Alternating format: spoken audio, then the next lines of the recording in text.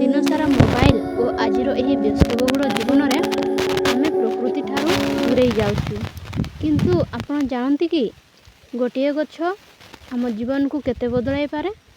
चलो सुंदर गछ लगेबा।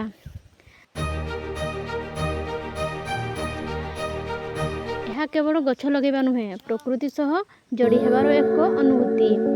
जदि आपण निज परिवेश को सबुज सुंदर करने को चाहती तेबे एही वीडियो को शेष पर्यंत निश्चय देखंतु।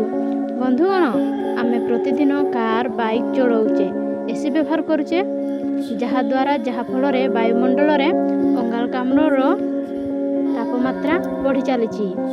को केवल गछ ही निज भीतर को शोषि नहीं पारे एवं आमको बदल रे शुद्ध अम्लजान दिए।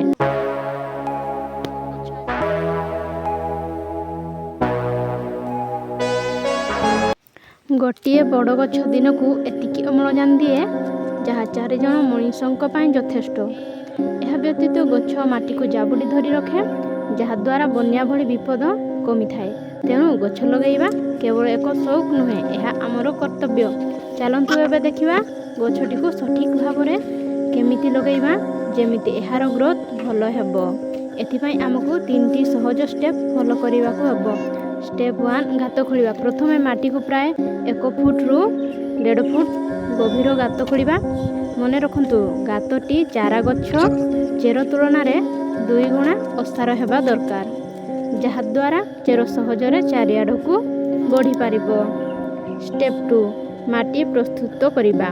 खाली साधारण माटी रे गछ लगेइले ताकू पोषण मिलेनी। तेणु सही माटी रे किछि गोबर खत किंबा जिया खत भल भाबे मिसई दियंतु।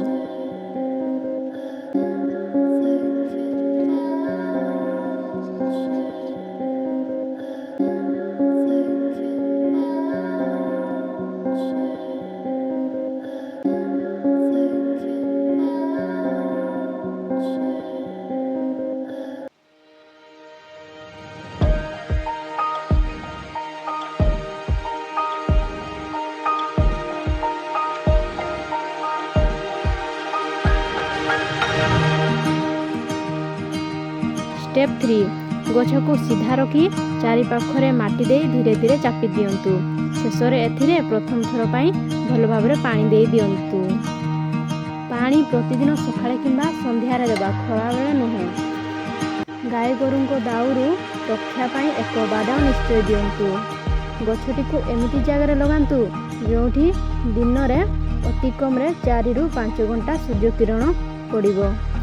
शेषरे आपण समस्त को एतिकी अनुरोध आमे निज जीवन रे केते जिनिस किणुचे केते टंका खर्च करुचे किंतु एही वर्ष निज जन्मदिन रे विवाह वार्षिक रे किंबा निज पिला मानक ना रे अति कम रे गोटे गछ निश्चय लगांतु। आपणकर एही गोटिए छोट पदक्षेप आम पृथ्वी को सबुज सुंदर करि पारिबो। जदि आजिर एही वीडियोटी आपनको भल लागि थाए तेबे वीडियो को लाइक करंतु निज सांग मानक सह शेयर करंतु।